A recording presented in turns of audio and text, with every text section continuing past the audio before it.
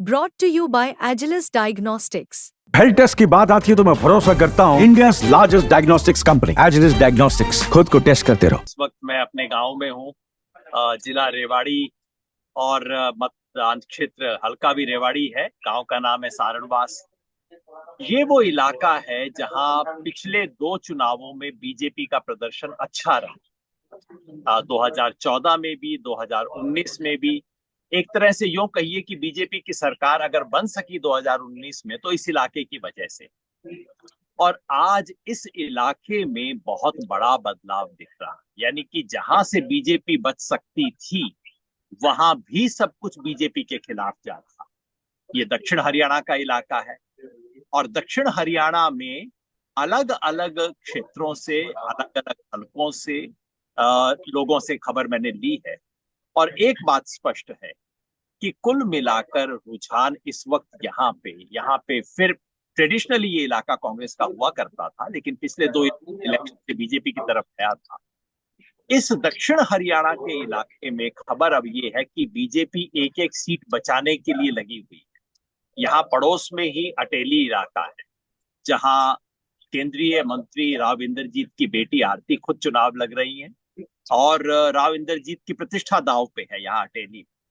और कल शाम तक की खबर ये है कि अटेली में भी उनकी बेटी पीछे चल रही है। मैं नहीं कह सकता कि क्या होगा चुनाव में, लेकिन कांटे की टक्कर वहां पे भी है जहां इस इलाके में माना नहीं जाता था कि यहाँ कोई कॉन्टेस्ट हो भी सकता है। जो दक्षिण हरियाणा की मैंने आपको सूरत दिखाई, कुछ वैसा ही बदलाव मुझे खबर आ रही है जीटी रोड से।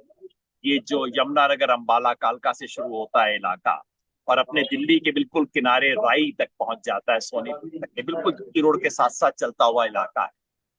जहां पर ज्यादा अर्बन इलाका है ये, जहां पर भी बीजेपी के खिलाफ पलटने की खबर आ रही है। और ये जो बाकी बच गया इलाका, जो मध्य इलाका कहलाता है, वैसे देसवाल बागड़ इलाका बोला जाता है, वहां पे तो बीजेपी लोकसभा चुनाव में ऑलरेडी। मैं समझता हूं, जो मैंने पहले भी शायद कहा था, कि इस वक्त हरियाणा में या तो कांग्रेस की हवा है, या कांग्रेस की आंधी है, या कांग्रेस की सुनामी है। अब इन तीनों में से क्या है ये तो आप बताएं। जी, क्योंकि अन्य दल दरअसल है नहीं इस बार। पिछली कुछ चुनाव में हरियाणा में, वैसे हरियाणा में आमतौर पे विधानसभा चुनाव में छोटे छोटे दलों का कुछ ना कुछ वोट रहता है। पिछले विधानसभा चुनाव में अगर आप देखो, और अगर आप कांग्रेस और बीजेपी दोनों का वोट जोड़ दो तो मिलकर सिर्फ 65% बनता था। यानी कि एक तिहाई वोट जो है कांग्रेस और बीजेपी के बाहर गया था पिछली बार। इस बार मुझे माहौल ऐसा नहीं दिख रहा। एक बार बिल्कुल सीधे दोनों की टक्कर, दोनों का वोट मिला के 80% के पार चला जाएगा। आमतौर पे हरियाणा में कहते हैं 15-20 सीट तो दूसरों को मिल ही जाती।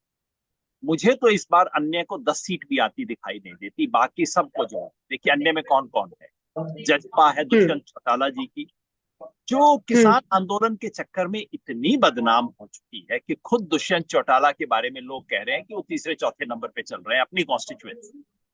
वो तो रेस से बाहर। उनके साथ जुड़े हैं लक्ष्मण, अपने चंद्रशेखर रावण जी। वो एक तरह से डूबते जहाज पे सवारी करने वाला बात। फिर बच जाती है इनेलो और बसपा। इनेलो अभय चौटाला जी की जो पार्टी है, उसकी स्थिति पिछली बार से थोड़ा बेहतर होने की गुंजाइश है। पिछली बार तो एकदम वो खत्म हो गए थे, जजपा आ गई थी। इस बार इनेलो थोड़ा सा बेहतर हो, ऐसा महसूस होता है। लेकिन इसमें कोई बहुत बुनियादी बदलाव आए ऐसा मुझे दिखाई नहीं दे रहा इनेलो की स्थिति में। और खबर यह है कि हाँ ठीक है, 2-3 सीट के ऊपर उनका, क्योंकि उनके अपने परिवार का एक स्ट्रांग होल्ड रहा है सिरसा के नजदीक, सिरसा एलनाबाद फतेहाबाद इलाके में रहा है। वहां कुछ सीटों पे उनका असर हो जाए तो हो जाए, बाकी दिखाई नहीं देता है। बसपा उनके सहयोगी है। बसपा का वोट हरियाणा में हर बार घटा है, इस बार भी शायद घटेगा। फिर बच जाती है आम आदमी पार्टी।